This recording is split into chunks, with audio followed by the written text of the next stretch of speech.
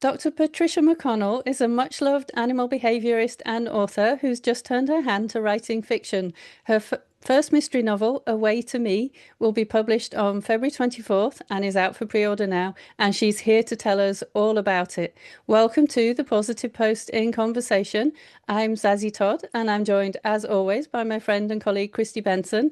Now, we first heard about Away to Me when we interviewed Dr. McConnell at Parkfest, and I don't know about you, Kristi, but I've been on tenterhooks ever since. Yeah, same.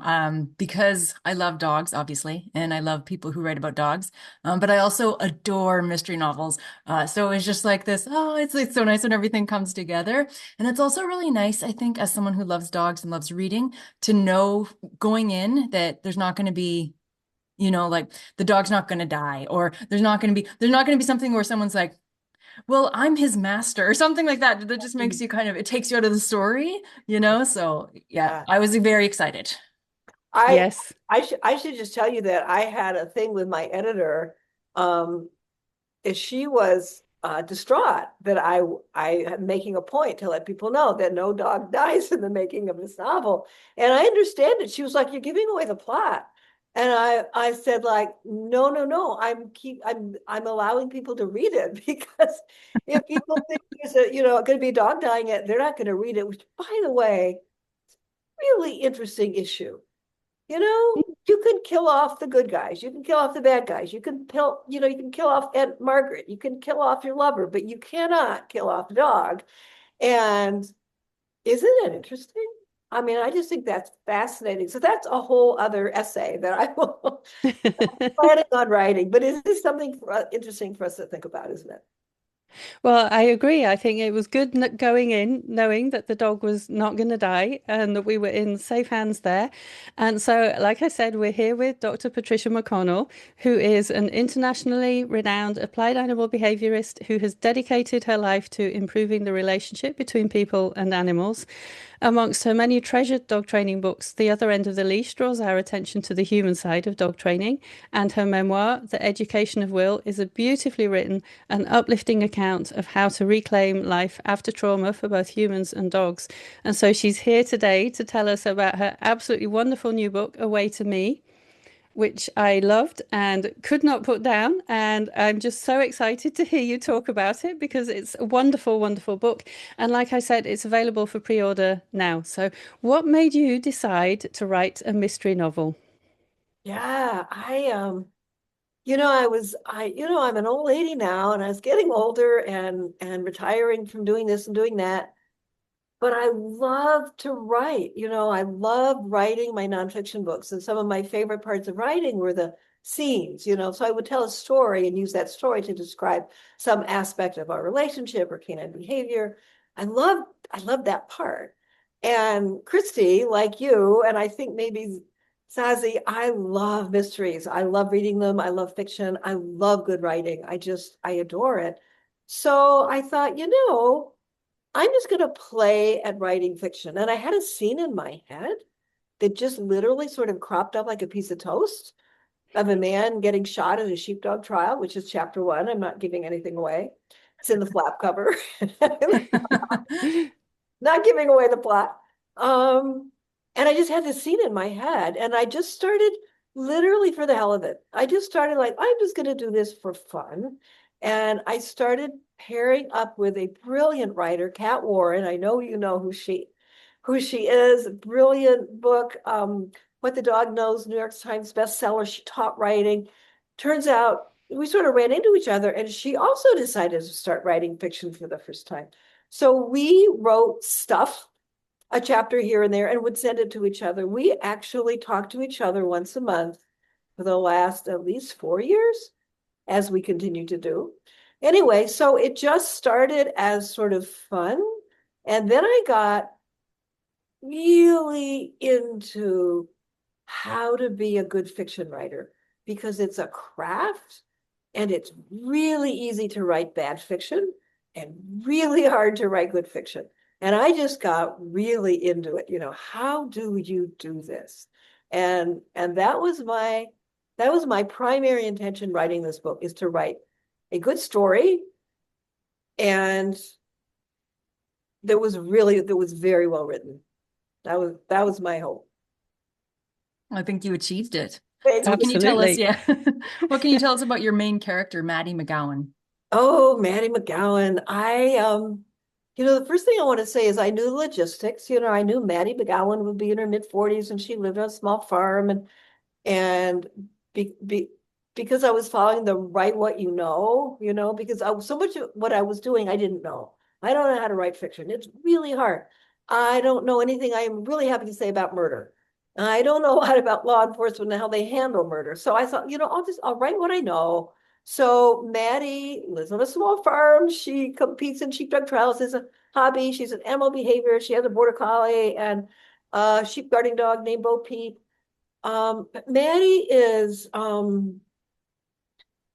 Maddie keeps things close to her vest. The farm is basically a safe house for her. She doesn't talk very much about what happened in New Mexico, but she clearly needs the farm as a kind of a safe house. And she's she's short, a little pudgy, feels defensive about being an animal behaviorist, and a short woman puts glasses on to be taken seriously. But she is absolutely devoted to dogs and ends up risking her life in order to save one. Mm. And the one, if I may, the one cool thing I just wanted to tell you about writing fiction and Maddie is as I said, I had the you know, description on paper, right, of who Maddie was. But as I worked through this novel, as I wrote about it more and more, and as I was more like, okay, what would Maddie do here? Because the thing about fiction is anything that happened at any given moment, which is wonderful and a nightmare, because you have to decide.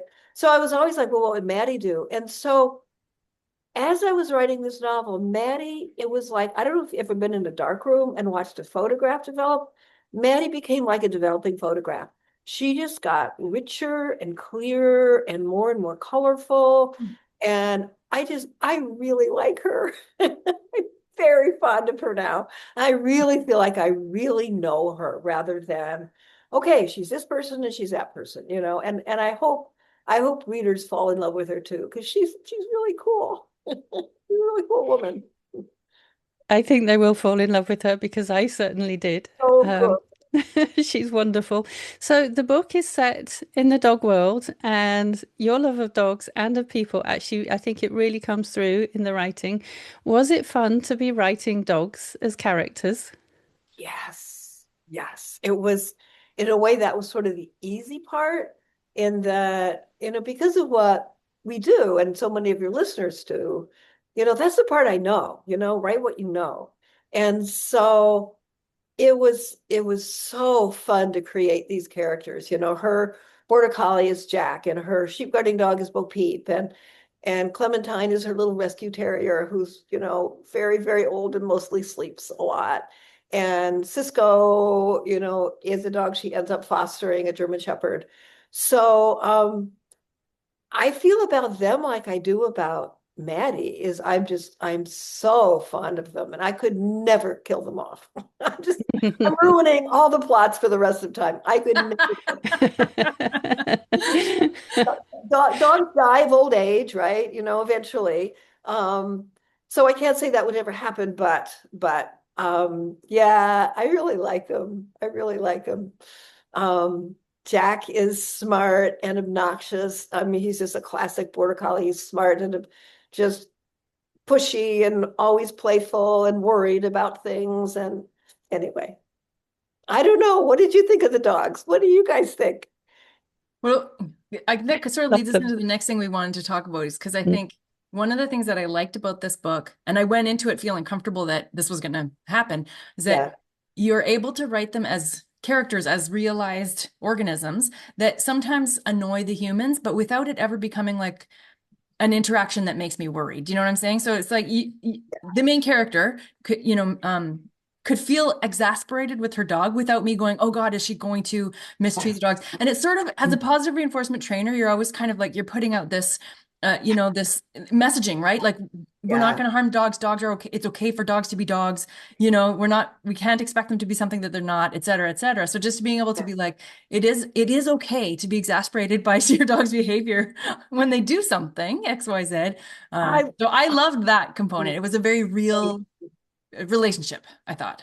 Chrissy, I love that you said that because I just wrote a blog post on the other end of the leash about giving ourselves grace because we are dogs are dogs and we are humans, and I don't know many people who have never not like gotten frustrated at some point, right?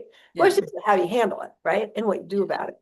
But that doesn't mean, internally, you're not like, oh, for the love of God, stop barking, right? Yeah, yeah, yeah. I Or mean, we're when my humans. 150-pound livestock guardian dog gets up on my bed and I'm like, I think you do actually smell of cow dung. So that's a thing. Well, and I think especially positive reinforcement trainers we need to give ourselves a lot of grace. We really, really do, because we can be very hard on ourselves. Mhm. Some positive reinforcement trainers can be very, very hard on other people, with a certain amount of positive punishment, right? So it was really important to me to be realistic. I didn't want to set Maddie up as this sort of paragon of perfection because that just wouldn't be believable. No. Human. And I don't think it serves dogs or people to, yeah. Exactly. Yeah. Yeah. So I think one of the other things that just came that came sort of forth a lot in the book was you have these sort of like secondary characters, but they're actually dog cases that you bring in as the cases themselves are secondary characters. And there's quite a few of them that we sort of like, learn about as the story goes on. And I was wondering, did you pull them in on purpose to move the plot along, or is it just something of interest, or where did these come from? Yeah. Where did they come from? I think they came in part quite a bit to help you get to know Maddie, and to get to put you in her world. So it was really important to me to create a book in which you were immersed in the setting in terms of the natural setting, the trees and the woods and the bird song. And people have said just the nicest things about that aspect of my writing, which just makes my heart sing because it's really important to me as a reader and a writer. But who is Maddie? What is Maddie's life? I mean, I love, and this is very much a sort of a side effect. I love letting people have a window onto what is life like as an animal behaviorist. So one, it helped move the plot along. It taught you some about Maddie, but certainly not intentionally, sort of as a primary intention. But I mean, one of the things I think a lot of people love, at least I've read this about fiction, is that you often learn about something you know nothing about because it's just woven into the plot, right? I mean, we've all learned all kinds of things, Agatha Christie. I mean, we learned about, Egyptian archaeology. I mean, right? So I love sort of the side channel, the side effect of people learning what it's like to be an animal behaviorist, because I think so much based on the comments I get, and I suspect you have the same feelings, is I've always described it as if people imagine us running through fields of daisies with golden retriever puppies, right? We tell people at the airport what we do, which we don't do anymore because we're not stupid, right? Because what we do is like, oh, well, but so many people say, oh, I've always wanted to do what you do. And I'm sitting there thinking, I just saw a couple sobbing their eyes out or fighting or getting divorced because their dog bit the face of the neighbor kid. It's just not always puppies and daisies. So I love that people would get an idea of what it's like to be an animal behaviorist, and also again who Maddie is. And also it's a murder mystery, but you can't have a murder every other page, right? And and the other thing about this, I love that you call them secondary characters, because every one of my clients in the book, every one of my clients in the book is based on a client. Although I always change it. I always kept people's privacy. but they were all based on maybe a combination of clients I had, or I mean, my favorite are Larry and Daryl and the other brother Daryl. They're based on these guys I saw who had a dog a lot like Harpo, and they became some of my favorite people. And they will, by the way, they will be a continuing character, you know. Oh, wait. Oh, Are you I are you like releasing a that. detail right now to us? Yes, they will be continuing in the next book, which I What? started. Yes.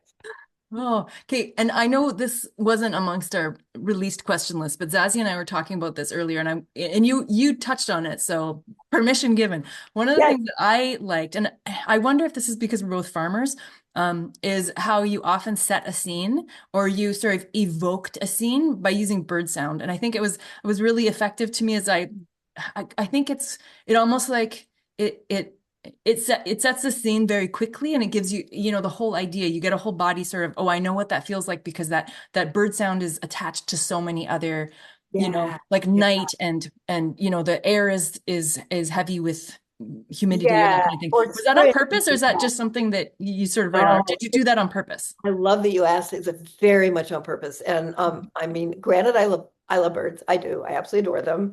I have like 7 bird feeders out right now. But one of the things I learned about writing fiction that really puts people there, because that's what I love about fiction is they're escapes. I mean, they're just Hmm. we all need to get immersed in a story. Stories is, in my belief, a big part of what makes us human. It's not just language, it's stories. We are a species of stories. And so to tell a good story, you need to put the listener, the reader in that place, right?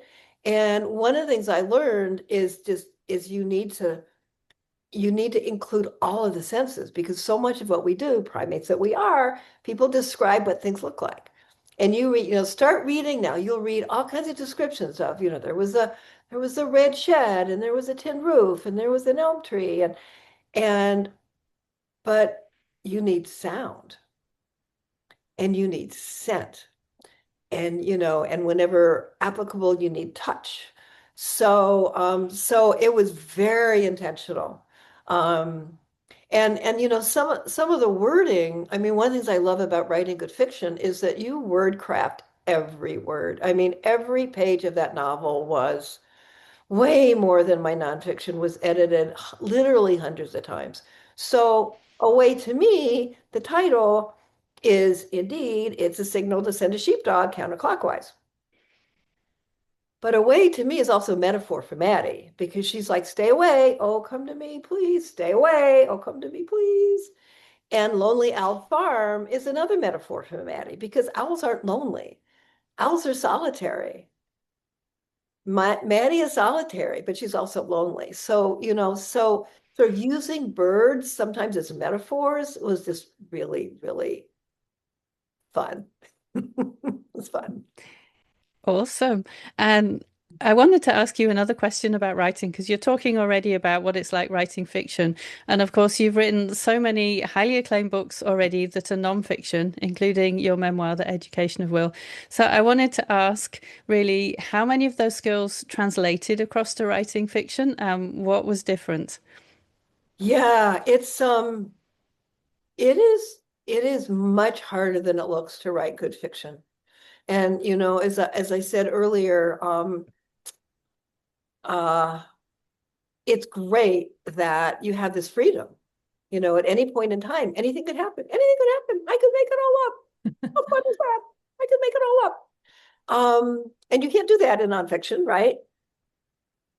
The problem is anything could happen. And that means every single sentence you are making choices. And you have to make big choices at the beginning about character development. And you have to learn to write dialogue, which is really hard to do well.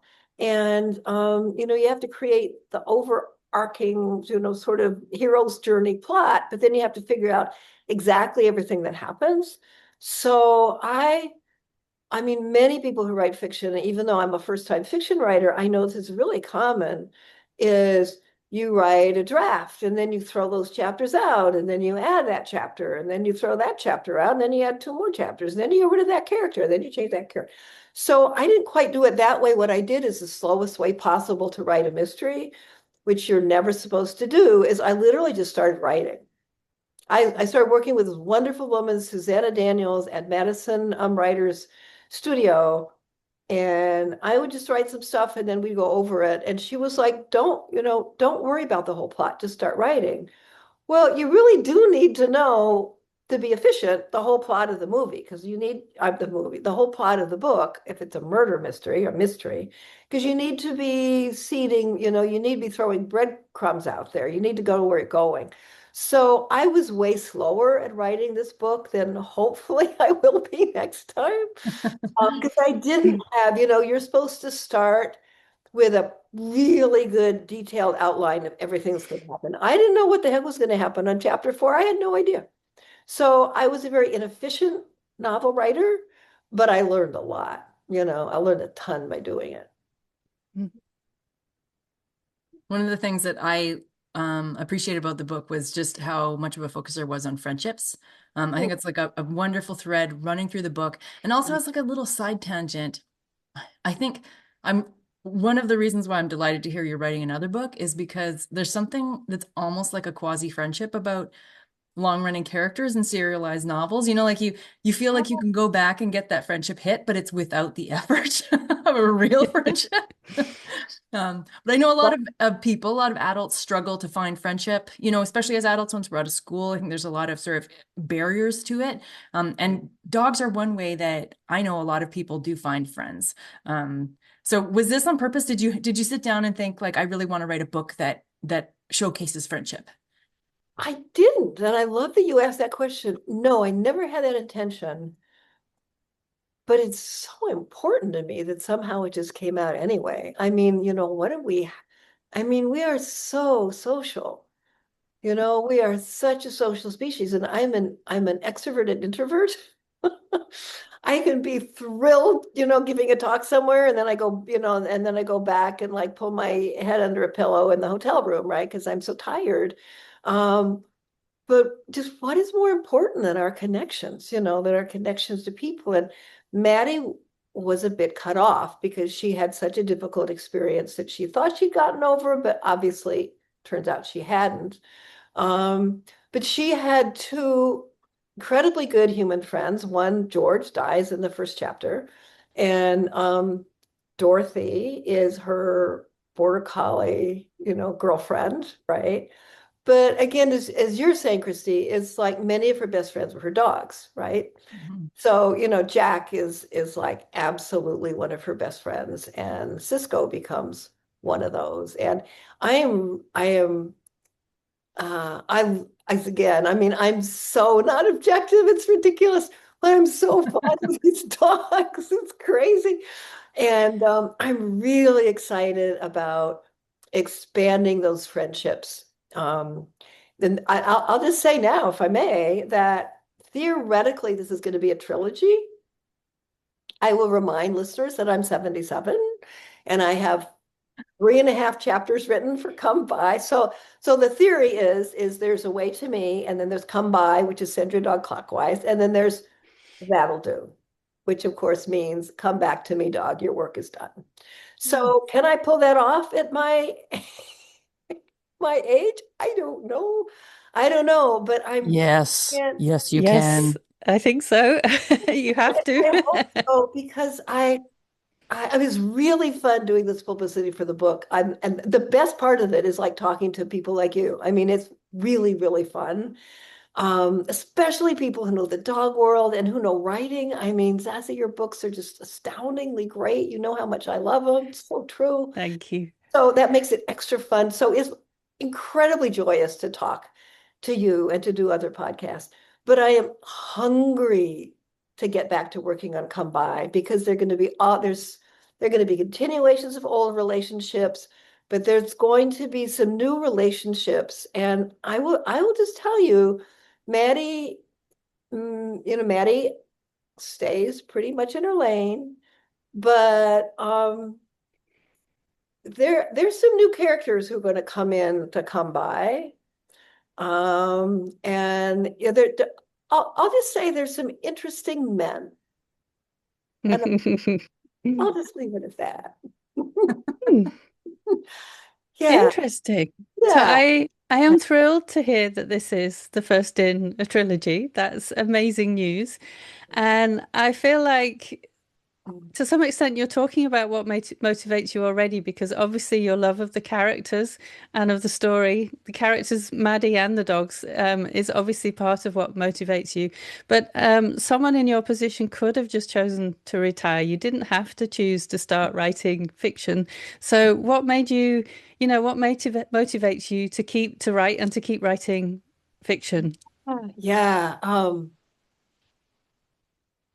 boy, I mean, I'm not even completely sure. I can tell you that superficially, I I I knew I was not.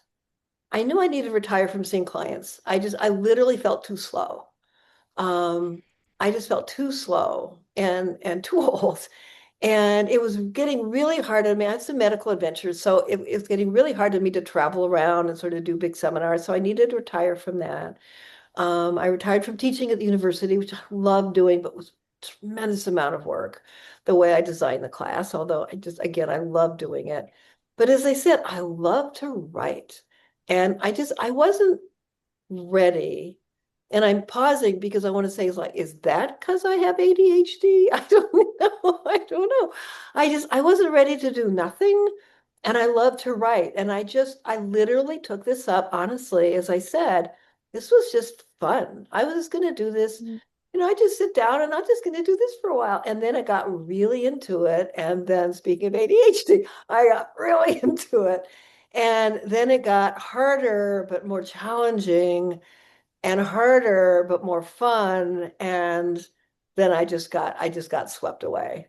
I just really got swept away. Yeah. Mm. I'm so glad you did. Produce this wonderful book and obviously two more to come, which is very exciting. So, Away to Me will be out on February 24th, and it's available for pre-order now wherever books are sold, wherever you like to get your books from, you can order this from. And we like to end our interviews by asking our guests to recommend a book that they've been reading recently and absolutely loved. So, what book would you like to tell us about? I chose a book a friend of mine just gave me called The Salt Stones by Helen Y. Brow. I think that's how you pronounce it. This is a book about a woman. It's kind of a memoir. It's a woman who lives on a farm in Vermont. She has sheep and is very involved in restoring the land, and creating all kinds of opportunities for people to do that. Obviously, there's a lot that goes on. It's very communally on this farm. But it is, talk about writing about place and setting the scene and making people feel like they're there. I mean, it starts with her arm up to her elbow, up a ewe, trying to figure out how to untangle lambs. And anybody who's raised sheep is like, been there, done that. It's She puts you there just beautifully. And her writing of the land and the animals and her connection with the animals and her love for her animals, it just shines. There's no mystery, there's no big drama except for life in the country, which is very dramatic inherently. Um, it was literally a page turner for me. And so I think people who love animals and love the land and love exquisite writing will really love this book. Mhm. I like the sound of that very much. Thank you for sharing it with us. And thank you for joining us to talk about Away to Me. I've loved hearing about it because I absolutely loved the book. I couldn't put it down. I'm going to hold this gorgeous cover up again too because it's a really lovely, lovely cover. Kristi and I both have our advanced reader copies, so you can go and pre-order your copy now. And I also want to let listeners know that the Animal Book Club is coming back, and this will be the book club choice for March. So hopefully you will like to come and read that along with us. And if people want to know more about you, they can go to patriciamcconnell.com where they can find details of your book tour as well and the bookstores where they could come and meet you and how to get signed copies, I believe, as well. Um, is there anywhere else you would want to send people to? No, you just go to my website and you can learn where I'll be speaking and how to pre-order. I guess pre-orders are hugely important to publishers because that's how you get a bestseller list. So those are always encouraged. So I'm just so grateful to be here. I so much admire the work of both of you, and it's just a joy and an honor to be here. So thank you for having me. Well, I think we're incredibly lucky and very privileged to have you join us. And we always love talking to you. And I'm going to include a link in the show notes to our conversation at BarkFest as well, in case people want to go and listen to that recording too. And today I'd like to give a special shout out to our listeners in Calgary, Alberta, because it's great to have fellow Canadians listening to the show. But wherever you are, thank you for joining us today. If you've enjoyed this, please tell a friend about it and tell a friend about The Way to Me so that they can enjoy hearing about it too. And we'll see you next time. Bye. Bye. Bye.